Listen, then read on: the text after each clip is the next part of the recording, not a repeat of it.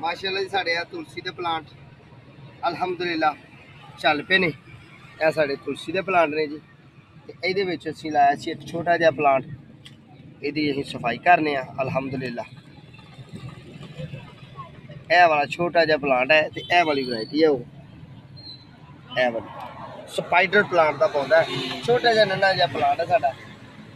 यह वाले माशाअल्लाह तैयार ने साडे अलहमदुलिल्लाह।